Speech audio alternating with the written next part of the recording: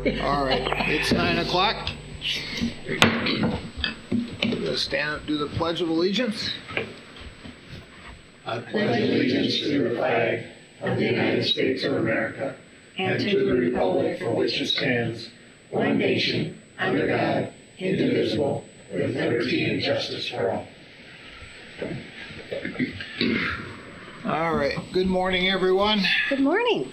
It is the January 21st Blue Earth County Board of Commissioners meeting, and we'll start out with the agenda review. Mr. Chair, there are no changes to the agenda today. I'll move the agenda. Second.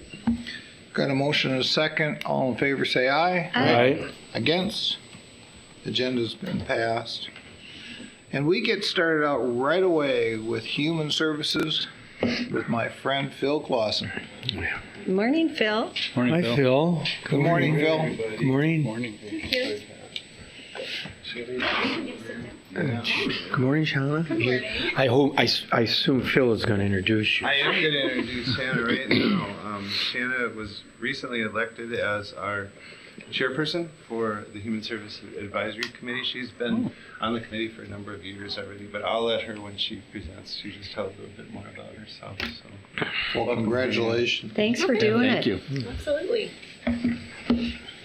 Mr. Chair and Commissioners, I have a handful of action items I'd like to bring to your attention today. The first of those being under Disability Services, MRCI Extended Employment and Adult Daycare Contract.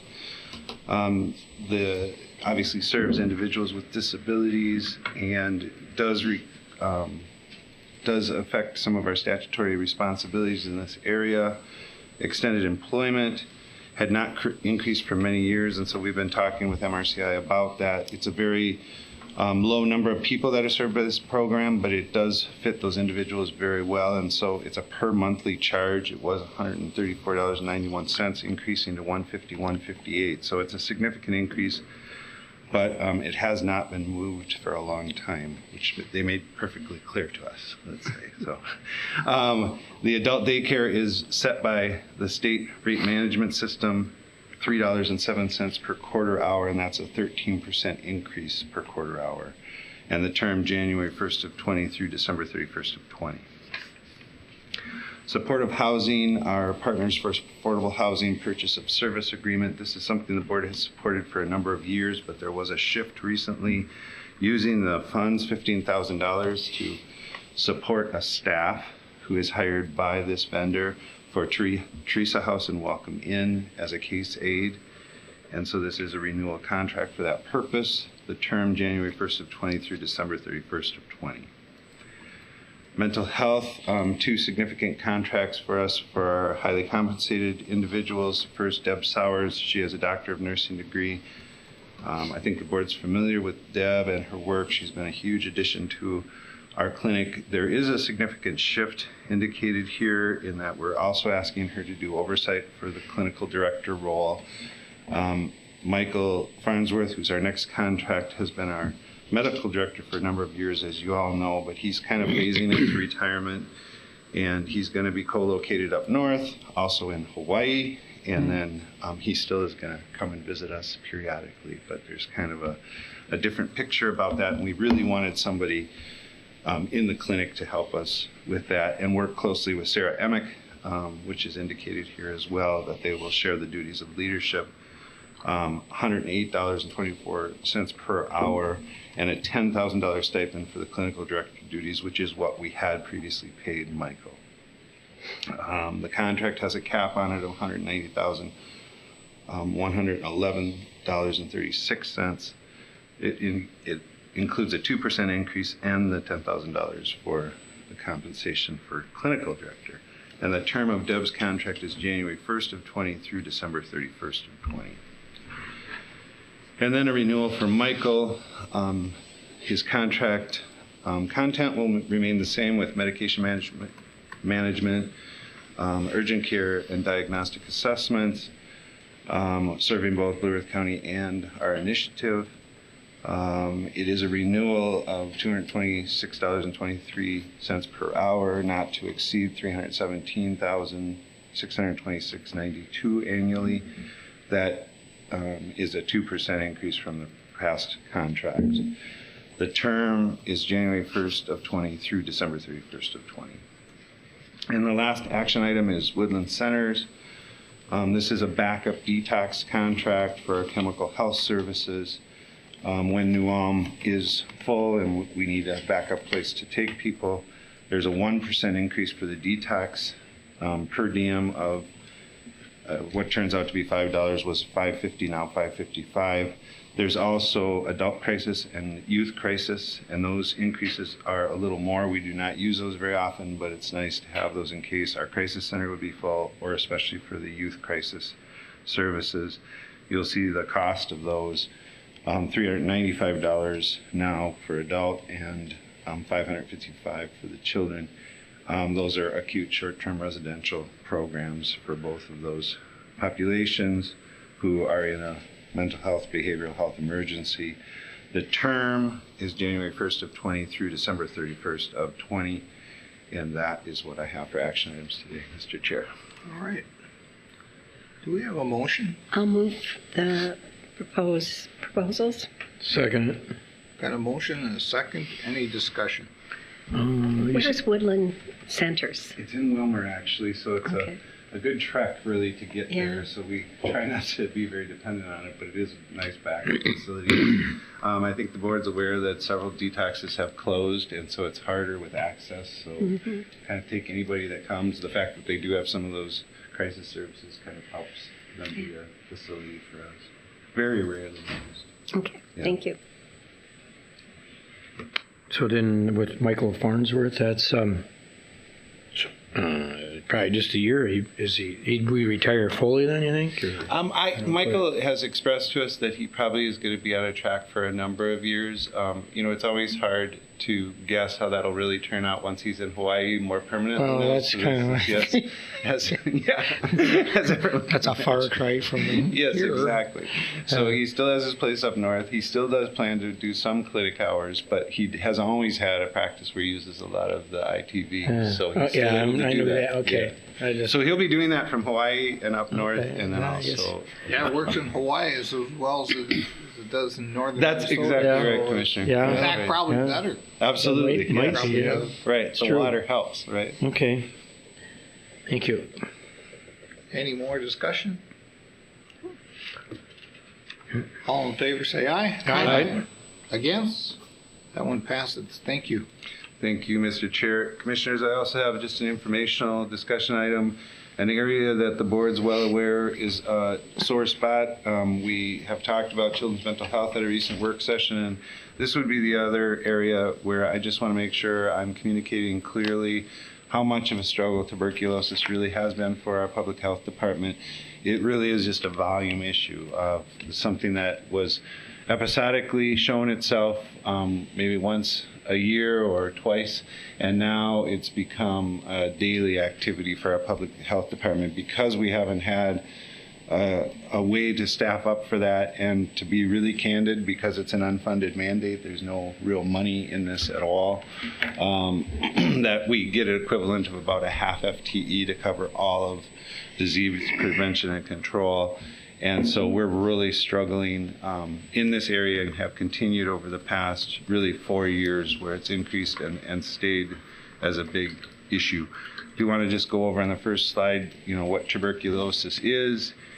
It is bacterial in its nature, often in the lungs, but it can affect any part of the body. There's two ways we talk about its presentation, either latent or active.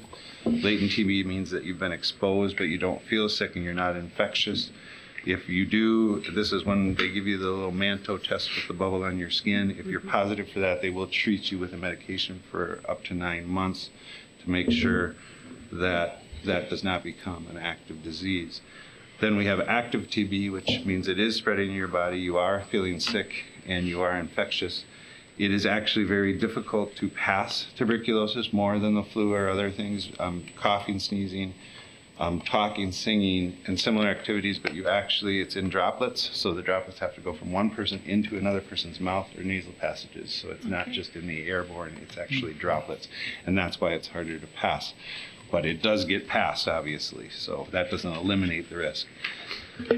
The chart here on the second slide shows that TB investigations, case management, medication administration has been a big push for us, really starting back in 16, where 2,000 hours is about a full-time FTE, and so you'll see, especially in 2018, how we were really struggling, and really it hasn't felt like it's let off. The numbers show that it has, but all the coordination and the networking, the planning and the strategizing about how to do these is all not really recorded in these hours. So what it in effect has done is pulled a lot of staff away from other duties. And that means that we're not able to bill if some of those duties are billable.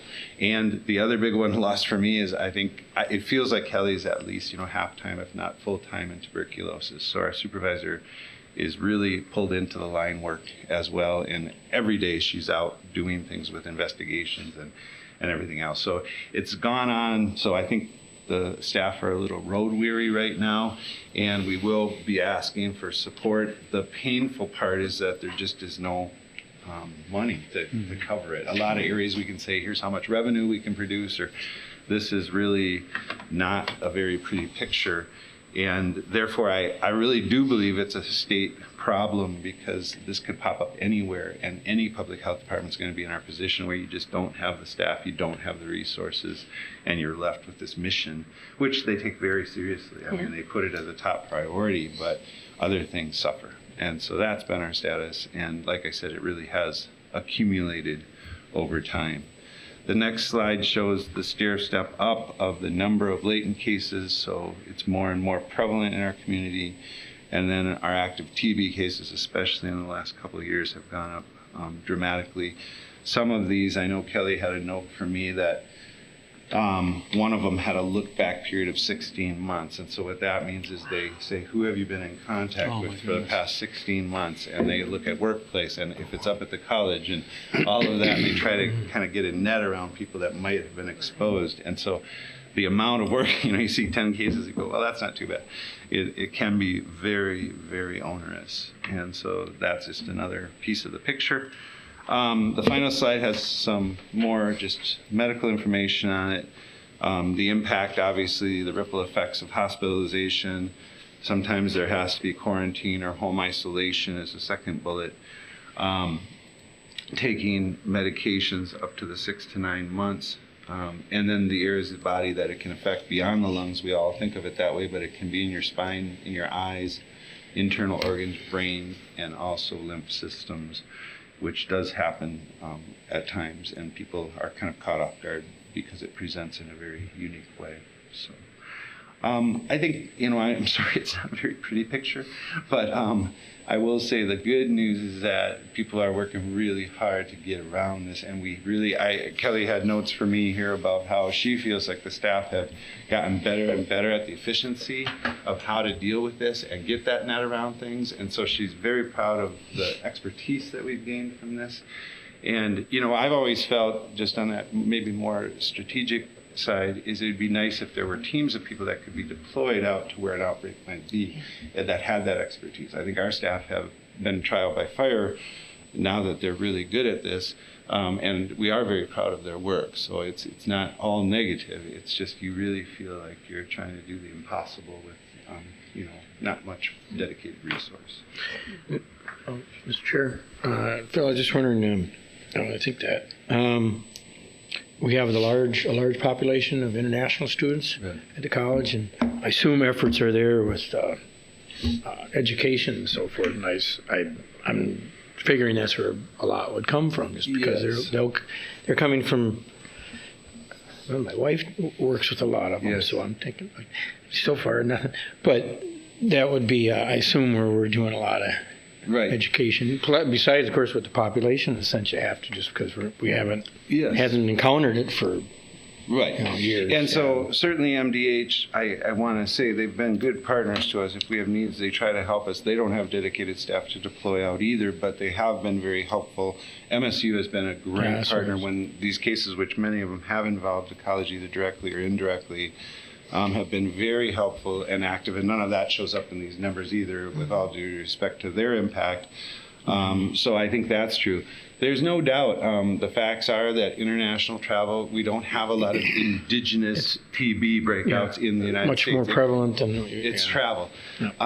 The last I heard, I'm no expert in this, but that they do screen and test for tuberculosis, but it's episodic, it's random testing, so you don't get tested every time. Yeah. Well, what's hard is you can be exposed. So I went to the University of Minnesota. I was exposed at the time, decades ago, and I'm latent, never had the disease, but you realize that it can be spread that way, even though there's no way to know that you've been impacted until you get a manto test. So there's always that kind of feeling of how do we do a good job, and to me, you have to get way upstream, and you can't test every once. You don't know when you're exposed on the other side if you travel internationally, when you might be exposed and carry that disease back into the country as well. So. Is TB the type that can lay dormant for a while? Yeah, absolutely. And then, so you might be exposed, but you Right. might not show the effects for a couple years. Is that the case? It's absolutely right. And so the reason why they treat the latent, that first type, is they give you that medication for 9 months to make sure that you basically kill that virus and that there's not a risk of it kind of budding out or blooming in you. If you don't take that medication, your risk would be not to be ill at that time, but at any point when your immunities are down, that disease could crop back up, much like other viruses that are sometimes, we hear about herpes viruses, they're in the spinal fluid and they lay dormant and then they pop out. And so it would be a lot like that, Commissioner, but the medications they do work, they do basically reduce your risk to almost zero, I believe, once you've been medicated. But if you're latent, you could carry that latent disease for a long time. Now, your years only go back to like 2014. How are we going back to like the year 2000? Right, almost flat, non-existent. It was really very, very rare. I think the travel wasn't as easily accessible as it is today, but it was very unusual. It wasn't that we didn't have it, it was just very rare, and I would characterize it, if we had charts, as you'd see a case every year or two, maybe. So very, very different picture than what we see today. And are we seeing more coming from the college or coming from other parts of the community? Almost always, so my answer to that is almost always international travel. So either a refugee that would come in, a student that would come in, people from here that travel overseas and come back with the disease, always that linkage is there. And that's what they try to get a net around and they investigate. And it's an awful lot like a law enforcement investigation where they try to figure out where is that first infection, who carried, who's primary. And they test each strain, each person, to match the strain to say, are these similar? Are these all the same outbreak? And so they genetically test it with medicine to make sure that they're dealing with the same person, same strain, and try to get a net fully around how it entered the community and try to shut it down, basically. And then when there's another outbreak, they say, who first got it? Who are the people you had contact with? Who maybe else did they know? And they try to map that all out. And I heard you say that the work on this is basically an unfunded mandate. So all the work that we're doing in the county, the county taxpayers, the levy dollars, are paying for that work. We're not getting any help from the state of Minnesota. And I would say very little. There is some disease prevention and control money. I think it's around $15,000 a year, so very small. Which is nothing. Right. Okay. Thank you. Yeah. Thank you, Mr. Chair, for that question, because that was my next. All right. Anything else, Bill? No, just turn it over to Shannon. Let I have her a tell question. you a little bit. Sure. Mr. Chair, You bet. how often do we get manual tests? I don't remember the last time I got one. Yeah, a lot of employers will test for mantle, certainly healthcare industry. So if you had a job at any level in the hospital, they'd probably give you a manto. The schools, and Shannon might be able to talk about that, but the schools do give out mantos as part of a For the protocol kids, as well. For yeah. the kids, yep. So, and then any cause or reason, like if you did travel, your physician might very well say, well, let's go ahead and test you. Oh, you were just overseas. And, if you did have any kind of a cold or lungs, they get very concerned that it could be tuberculosis. So those flags are in the air if there's some kind of correlation between where you've traveled and your symptoms. That's why they always ask when you go to Yeah. the doctor, have you Right, been out right, of the exactly. country? Right, Yeah. right. Especially if you come in with a cold, because they want to know what they're dealing with, right? Thank you. Yeah, thank you. Good morning, Mr. Chair and Commissioners. My name is Shanna Hood, and I'm from District 3, and I was just newly elected as the chair of the Human Services Advisory Committee. So just a little bit about myself is over the past 10 years, I've worked as a school psychologist and a school counselor, primarily for the ISD 77 school district. So, Well, thanks for that work. Yeah, welcome aboard. So just a quick overview of what we discussed at our most recent committee meeting is we had Lynette Ayers from the Adult Services Supervisor come and speak to our group about the 6 waiver service programs that are offered or are available for our population 65 and older.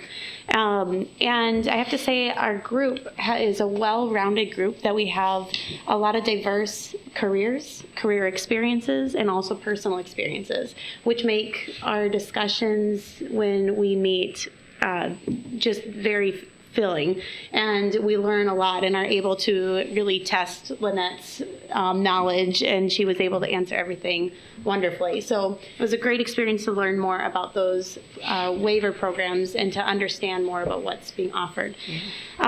We also heard from the Mental Health Task Force and the Social Services Task Force, who they have just recently reelected their chairpersons, vice chair, secretaries, and along with that, the Mental Health Task Force, when they met, they talked about the behavioral health, then being able to hire an additional adult mental health case manager in 2020. And also they had invited some community members of Sudanese descent that were able to have a discussion around what they see as the gaps and needs in mental health care, which I think is really important as different cultures have different views of mental health and mental health services. And I think that is a great way to be able to bridge some of those gaps. The Social Services Task Force also presented. They have a lot of new members and also did elections, along with discussing Children's Mental Health Unit and how many staff and cases they currently have. And then also they were making a plan for what they will be working on the rest of the year. So the last thing that we discussed at our meeting was just, as you all know, the DHS and their overpayment of federal funds, and just kind of having a better understanding of what that means for us and moving forward, and just really understanding what all the news around that meant. So, does anybody have any questions? Thank you. No, I really appreciate what you're doing. Yeah. I got an email the other day from somebody on social services saying, can we still apply to be on human services? And I said yes. Absolutely. Yes. Yeah, and Noelle's the best contact for that, so, and you can certainly come right to me if you want me to give you her address or anything like that, but Noelle will take those people, and we do hold those people if they're interested and there aren't openings. We'll let them know that they're on basically a waiting list. Yeah. So yeah, we very much invite that. Yeah. Good. Yeah. Thank you, Thank you all. Shane. Thank you very Good much. to see you. Thank you very much. Do you know Matt Anderson?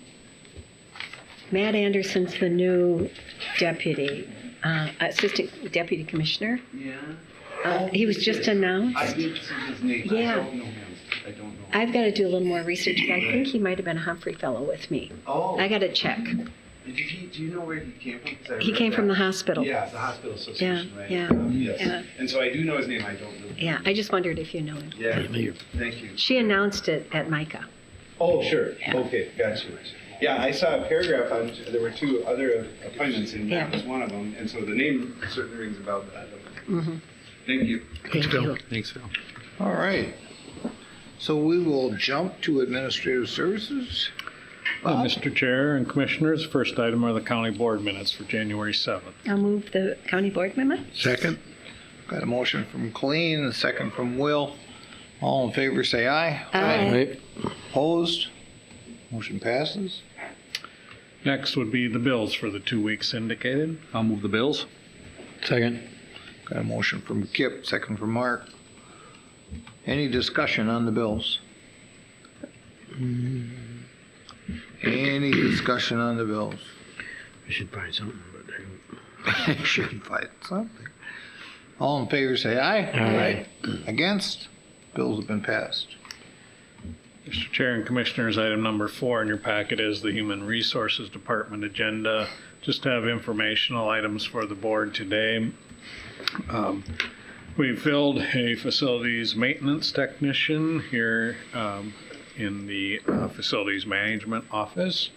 We did have 2 resignations, one a 911 dispatcher and the other a on-call library clerk, and so we've initiated recruitment for both of those positions. I'd be happy to answer any questions the board might have on that relatively short HR agenda. Man, short's not bad sometimes. but, Oh, you know. that's good. All right. Item number 5 then in your packet is a memo regarding a resolution authorizing execution of FEMA flood acquisition grants. Our Property and Environmental Resources Department is working with the state and FEMA hazard mitigation assistance for some grant funding. And so this resolution basically is authorizing Mike Stahlberger, the Director of Property and Environmental Resources, the authority to execute and sign documents related to any sub-grant agreements for these flood mitigation projects that we're working on, largely down in the Garden City area. approval. Second? Got a motion from Will, second from Colleen. Any discussion on this? Mr. Chair, I'm just glad that we're being proactive on this as opposed to reactive. So I think it's a really good thing. Thank you, Will, for doing this. Yeah, thank you, As Will. always. Yeah. Just thought I'd mention that. Any more discussion? All in favor say aye. Aye. Against? Passes. Item number 6 in your packet is a memo regarding the Conservation Partners Legacy Grant for County Ditch 5. Once again, our Property and Environmental Resources Department is working with the DNR to seek some funding for the Thompson Slough Wildlife Management Area. The basic gist of this particular resolution is to allow for the movement of a weir in that wetland so that we can do some water management, water quality issues. And so we're requesting the county board to accept the partnership with the DNR to make the request to coordinate with them on the Conservation Partners Legacy Grant Program and to authorize Craig Austenson to sign the commitment letter. Basically commits the ditch system to pay a quarter, about 22% of the cost. So we'll try and get grants to cover the remaining portion of that project. I'll move approval. Second. A motion from Kip, second from Will. Any discussion on this? Any discussion? Pretty straightforward. Yeah, good project. All in favor say aye. Aye. Against? And that passes. Item number 7 in your packet is a library board appointment. Sue Morrow has completed her term, and so Kim Bartholomew is a Mapleton resident, teacher, and an avid user of the Mapleton Library, and so we're recommending appointment of Miss Bartholomew to a term at the library through January of 2023. So moved. Second. Got a motion from Kip, second from Will. Any discussion? I was able to meet Kim at the last library board meeting. She's a wonderful individual. Good. Anybody that's willing to drive up and do our board meetings, and I really appreciate the board because they're all volunteers. They all, do this just from their heart. So that's a great thing. All in favor, say aye. Aye. Against? That's passed. Mr. Chair and Commissioners, item number 8 in your packet is the financial status report for December 31st. This is the end of our fiscal year, and so we get to kind of see how our performance was financially over the past year. You'll see that our total revenues were just under 100 million at 99.5 million. Our expenditures were just shy of 109 million, so about a $9 million deficit. That was anticipated. We actually anticipated a little larger deficit, so we performed a little better than what we had budgeted. Some of the things that stood out to me as I looked at this financial report is the state and federal revenue line was quite a bit less than what we had budgeted. Upon further review, I was reminded that we had budgeted about 13 million for turnback monies on the County Road 1 project. We did not receive any of that money in 2019. We actually received a big chunk of it at the end of 2018, so there was a timing issue with that particular funding. So that is a large portion of the variance that exists in those lines. You'll see that our interest on investments was quite a bit higher than projected, so we continue to manage our county funds well and have earned some additional interest on those funding, those funds that are available.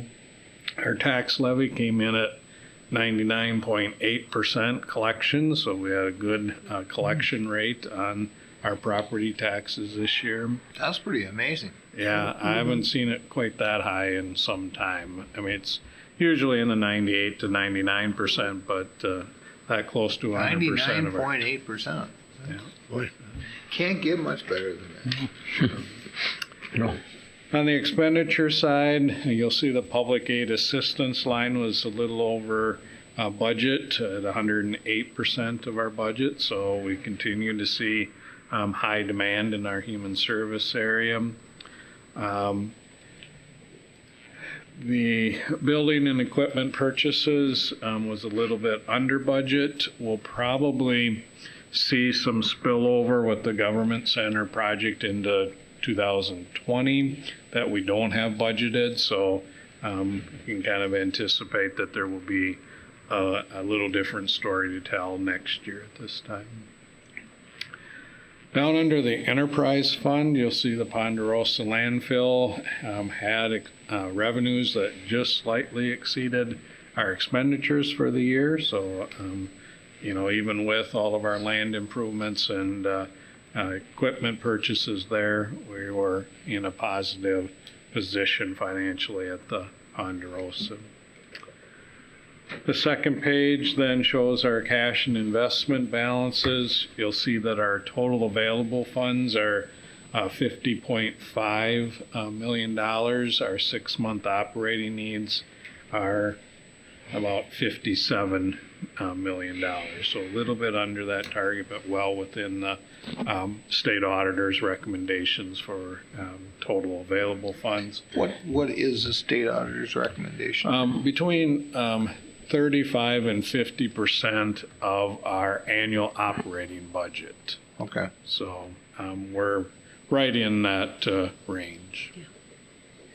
Then when you see the total county funds, which includes all of our dedicated and committed funds, you'll see our fund balance ended up at 110 million, down from about 119 million. Again, that deficit the year before, so that deficit, obviously we were drawing down some of those funds that we had accumulated. I'd be happy to answer any questions that the board might have, but overall, my assessment is it was another solid financial planning and results. I think we've talked about this before, but this concealed and carry fund is extremely large. What do we use that for? It's pretty limited, I guess, isn't it? It is very limited. We have explored it a number of times because we obviously have staff that issue those permits, and we have been able to charge some of that staff time to draw down some of that funds, but it really is limited beyond that. It's to deal with any potential lawsuits or ramifications from issuing a permit. Sure. But beyond that, there's not a lot we can do with those funds. Well, it's gonna be nice to have them if something happens. And we hope we never have to use Yeah, them. right, yeah. We- Because it'll go fast if Yeah, it does. If there's yeah. an actual Is, lawsuit. is there any way that we can draw that down besides this? I mean, can you, Well, we can take Transfer. another look at, but I've asked that question a couple of times of the sheriff's department, and the response has always been, it's just very limited. Even our use of staff time, charging against that for those staff that issue the permits, there's questions about whether that's entirely allowed under the regulations. It's a very tight thing. Is it possible to reduce the fees, or do we have a set fee for that? We could certainly look into that. Yeah. I don't know if those are regulated Yeah, by if that's statute or not. Regulated or statutory or Yeah. something, I don't know. That's a good question though. Yeah. I think I asked it before from Brad and I don't. Yeah, I know we've talked about it before, but I just didn't remember it. Okay, thank all you. right, thank you very much. All right, is that all we have? That's all I have for administrative items, Mr. Chair. We'll jump right into commissioners' reports. Mark? I sit here, I think I get to go first almost every time. That's okay. You're always Between you first and in my I. book, Mark. First in the light, yeah. We had department heads after our last board meeting on the 8th, and then Thursday night we had, what was it? Well, whatever, Did we have a department yet? Yeah, yeah, we had a department head We meeting. did not in No. January. January. January, Yeah. 15th, what did I say? Yeah. Yeah, we didn't have Yeah. them in January. And then we had, and mayors and clerks on Thursday, and that was pretty good attended. Friday did have I had a county solid waste meeting with the area counties involved, and that was in Otana. Then had Gaberba in the afternoon, the Greater Blue Earth River Basin Association, that was in Mankato in the afternoon. And then Monday, last week, had Partners for Affordable Housing. Actually, big part was to do with fundraising. And we do have Pedal Past Poverty for all those that I'll be visiting with. We have a Pedal Past Poverty fundraiser on February 22nd, Saturday. And that's moving along. So, and that's, of course, our major fundraiser for all our shelters. And a reminder, we do have the St. Peter one now, the Union Street station, and that's moving along. That's completely open now, so it's going well. Then we had a work session on, well, I know what I had here. Yeah, we had work session on the 14th. And then Micah, we had, all of us were at, except for Will, were at the Micah annual meeting in St. Cloud last Friday. That concludes my report, Mr. Chair. All right, Will? Great, okay. We had, on the 9th, I had the SWCD monthly meeting. Now they're just kind of kicking off their year, so not a lot to report there. Of course, mayors and clerks, Mark already mentioned that. On the 13th, I went to Crystal Seasons and did my monthly update with those folks there, and had a nice conversation with everybody. On the 15th, we had the Watonwan River Watershed Policy Committee meeting over there in St. James, and we continue to work on that. Boy, it seems like a slow process. We continue to work on it. Of course, the work session with the legislators, but we had a very good session there. Mm-hmm. And then yesterday had I forgot that. detox meeting over in New Ulm. Good for detox. We had a good last quarter of the year, bad for everybody that was paying the bill, but wound up, they still continue to be on fairly solid ground, and I look at the difference on the daily per diem on what they pay and what the other one we pay as backup is, what, about $200, isn't it? A day, Bob? Wow. Yeah, so that continues to be a cheaper alternative. Our new director there has adapted the attitude of we're going to take everybody we can, including the methamphetamine people that are under the influence of methamphetamine, which are harder patients to deal with. But I think that policy has helped with increased numbers there too. And continue to talk about we're getting people that are sicker every day there with not just alcohol addiction, but a whole host of methamphetamine and opioids. And so continues to be a struggle, but I think they got a good plan going there. That's my report. Colleen? On the 7th, we had a work session, and that evening, Mark and I were at Bailey at after hours. It was packed. Their new facility. It's a large building. It is a large building. Lots of glass. Yeah. Yeah. And then on the 8th, I met with a woman from the Council of Churches on fair lending practices, otherwise known as predatory lending, and they're going to take that on. And it might be a great opportunity for us to do some collaborative work with other counties and cities. And I had a Region 9 meeting that night. That was my first Region 9 meeting in a long time. On the 9th, Hannah Yang came up. She's the new person that's doing Southern Minnesota with NPR. And she interviewed me on the Mapping Prejudice Project. But she also said that she'd like to set a time where we could sit down and talk about issues that we think are important and that they might be interested in covering. So I think that's well worth doing in the future. That night, I met with Margaret Donahue about the Transportation Alliance proposal, just trying to figure out how to talk about that. And the next day, we had the Minnesota Transportation Alliance Legislative Committee, where there was a lot of discussion about the proposal. It passed, but I think everybody's a little concerned that really probably not is a lot going to happen this session. But it's really important to have that transportation discussion going on. On the 13th, I had Finance and Intergovernmental Affairs with NACO, and it was all about the census. And at the NACO conference, NACO legislative conference, there will be a few breakout sessions on the census and the importance of it. There's a lot of fear that people are afraid to answer the census. So there'll be many steps to try to contact people, but there's a lot of people that just are fearful. There is not a question on the census as to if you're a citizen or not, but most people don't believe that there's not, so they're a little concerned about it. We all know how important that census is, that everybody gets counted, because that's how federal dollars flow, and we could lose a congressional seat with this. So it's really important that people answer the census and be counted.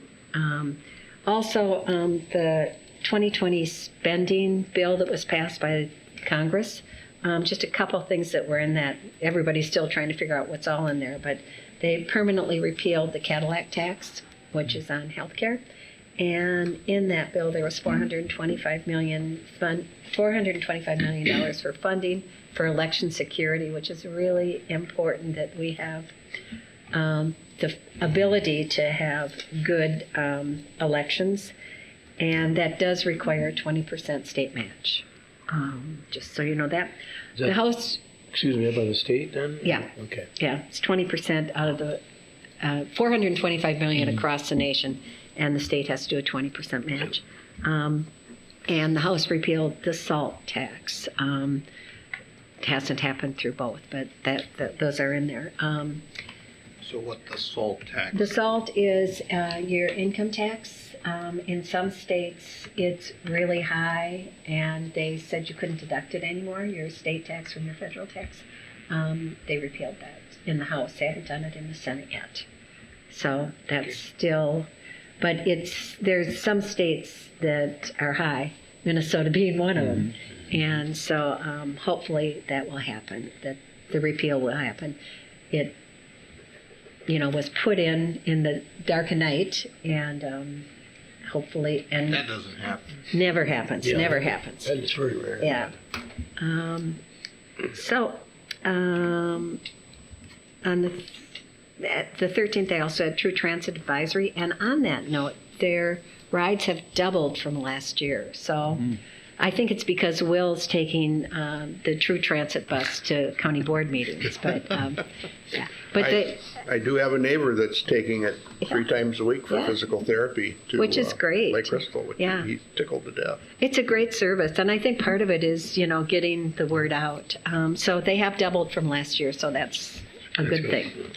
Met with the legislators, and then we had on the 14th, we had the Highway 14 Partnership meeting, and the Highway 14 Partnership supported the Minnesota Transportation Alliance Partnership proposal. On the 15th, Mark and I did the housing meeting with the city of Mankato. It's true. And on the 16th, we all had Micah, and Jody Harstead was the speaker, the Commissioner of Human Services. And Friday's early voting started, and I voted. So, concludes my report. You got in there right away. Good for you. I did. Well, after our last board meeting, we had a work session. Had a great discussion on the broadband, some children's mental health gap analysis from Human Services, property environmental services with some feedlot ordinance going on, and then some stuff from the administration side. Then after that, we went and toured the remodel of the government center. Oh, yeah. It was looking pretty good, so it was exciting to see that. Mayor's and clerks meeting was mentioned, but I thought the speaker did a great job talking about the True Transit Yeah.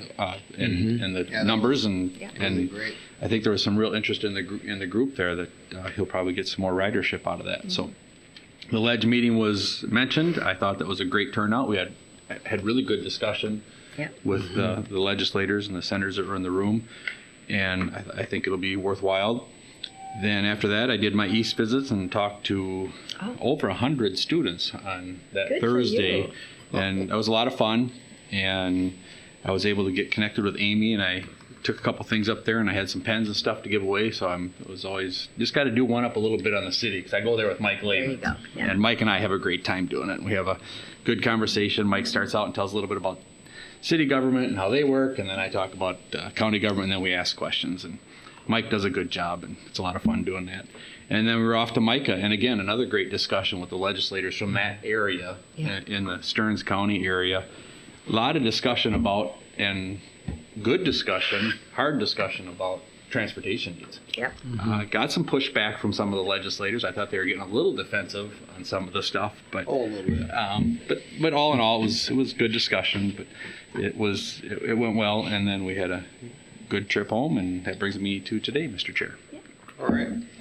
Well, a lot of the things are covered that I've went over. The board meeting on January 7th with work session afterwards. And like you said, Kip, that was a very good work session. A lot of good stuff.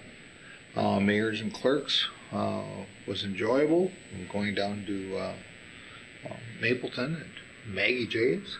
And that was a good place to have it. They have a nice room for us down there. January 10th, I had my South Central Minnesota Clean Energy meeting. We had a speaker, Senator Friends came and talked about his clean energy initiative for the state of Minnesota, and had a lot of good discussion. Good. January 13th, I met with Blue Cross Blue Shield on some insurance issues, and then attended the City of Mankato's EDA meeting that evening, and on an abatement issue that we're going to be coming up and talking about on February 4th at a work session. January 14th, I attended a TDS Arts and Cultural Heritage Foundation meeting to give out some grants. This year is the first year that we have more requests than we have money. So there are libraries that are going to be cut off from certain requests. So it's Is that funding staying pretty strong, or is it cutting back? I think the funding is staying strong. The requests are going up. Sure. And then our meeting with the legislators on that afternoon, again, like everybody said, that was a very good meeting. For us, having a 2-hour meeting with our state legislators, instead of going up to the state capitol and having a 10 or 15 minute 5-minute. thing where we just throw things at them. That was a great meeting. I wish more media and people would have been there to see how good of a meeting that was for Blue Earth County. January 15th, the Highway 14 partnership, and like Colleen said, that was really good, and it's good that Highway 14 signed on to the Transportation Alliance's push for transportation funding for this next year. I had a RAC call in, a Rural Action Caucus call in that afternoon, and then on the 16th, I had another TDS personnel meeting and a board meeting. And after that, we took off and headed up to St. Cloud. And while we were heading up to St. Cloud, I had a NACO transportation call in. So thank you for driving. No problem. I could concentrate on the call in, and it was about a half an hour call in, so it was took a while. And then we had our MICA meeting up in St. Cloud. And that's the end of mine. And I guess I'd ask for a motion to adjourn. So move. Second? Got a motion and a second. All in favor say aye. Aye. Adjourn.